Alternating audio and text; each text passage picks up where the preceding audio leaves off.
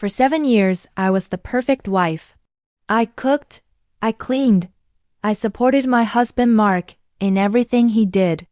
He used to call me his little mouse, quiet and unassuming. He thought I was weak, someone who would never question him, never stand up for herself. And for a long time I believed him. I made myself small to fit into the life he designed for me. But a single text message, a late-night notification that flashed on his phone shattered that illusion forever. It was from a name I didn't recognize, Jessica, with a string of heart emojis.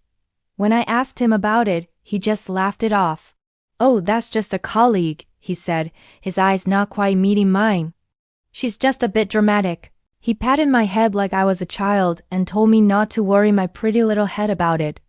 But something in his voice, a flicker of panic, set off an alarm in my gut. That night, I couldn't sleep. The little mouse was starting to feel more like a detective. My investigation began subtly. I started paying attention to his habits. The late nights at the office, the sudden business trips, the way he guarded his phone like it held state secrets. The puzzle pieces were scattered, but I was determined to put them together. I remembered a comment he made months ago about a new restaurant downtown, a place he said was too fancy for us. On a hunch, I checked our credit card statements online. There it was. A charge from that very restaurant on a night he was supposedly working late, and another, and another. All for 2 people. The evidence was piling up, but I needed something concrete, something he couldn't deny. His company's annual awards gala was coming up. He told me it was a staff-only event this year. My heart sank, but then an idea sparked. I was still friends with one of his former colleagues on social media. I sent her a casual message, asking if she was going to the gala. Her reply came back almost instantly. "Of course. Spouses are always invited. Can't wait to see you and Mark there." The lie was so blatant, so cold. He wasn't just hiding an affair. He was actively erasing me from his life. That was the final straw.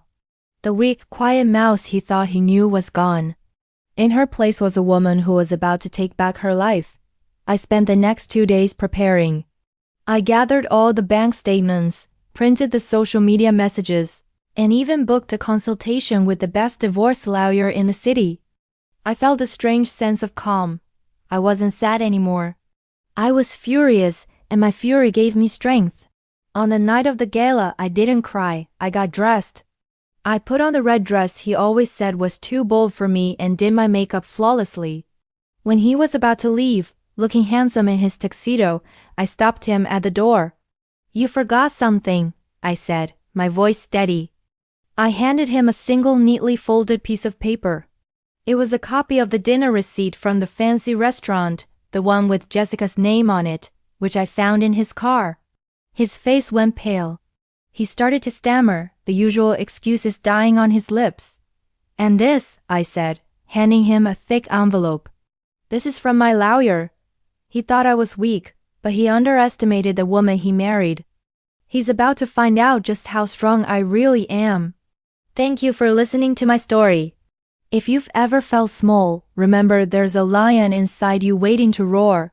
Follow for more stories about finding your strength.